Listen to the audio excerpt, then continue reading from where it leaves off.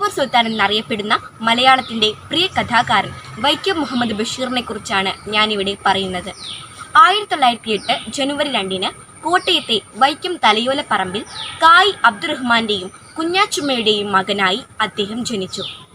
വിദ്യാഭ്യാസ കാലത്ത് തന്നെ സ്വാതന്ത്ര്യ സമരത്തിൽ പങ്കെടുത്ത് ജയിൽവാസം അനുഭവിച്ചു. 1942 ജയിലിൽ കിടക്കുമ്പോഴാണ് തന്റെ ആദ്യ കൃതിയായ പ്രേമലേഖനം എഴുതിയത്. പിന്നീട് നുപ്പൂപ്പാക്കൊരാനയുണ്ടായിരുന്ന വിശ്വവിഖ്യാതമായ മൂക്ക്, ആനവാരിയും പൊൻകുരിശും, വിഡ്ഢികളുടെ സ്വർഗം, ഭൂമിയുടെ അവകാശികൾ തുടങ്ങി നിരവധി കൃതികൾ അദ്ദേഹം രചിച്ചു. ബാല്യകാല സഖി, മതിലുകൾ, ഭാർഗവി നിലയം എന്നീ കൃതികൾ സിനിമയാക്കിയിട്ടുണ്ട്. ഓർമ്മയുടെ അറകൾ അദ്ദേഹത്തിന്റെ ആത്മകഥയാണ്. അദ്ദേഹം പല നാടുകളിലും സഞ്ചരിച്ചു. മുൻകൂട്ടി തീരുമാനിക്കാതെ അലക്ഷ്യമായി നടത്തിയ യാത്രയാണ് എഴുത്തിനു കരുത്തേകിയത്. ആ അനുഭവങ്ങൾ അദ്ദേഹം എഴുതി. സാധാരണക്കാരന്റെ ജീവിതാനുഭവങ്ങൾ തൊട്ടറിഞ്ഞെഴുതിയ കൃതികൾ നാനാഭാഷകളിലും വിവർത്തനം ചെയ്യപ്പെട്ടു.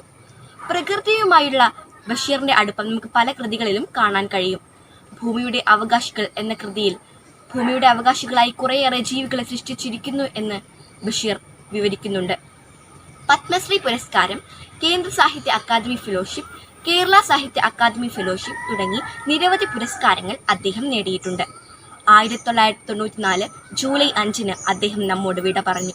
എങ്കിലും ചിരിയും ചിന്തയും ഒരുമിച്ച് പകർത്തിയ ആ പ്രിയ എഴുത്തുകാരൻ ഇന്നും നമുക്കിടയിൽ ജീവിക്കുന്നു. നന്ദി.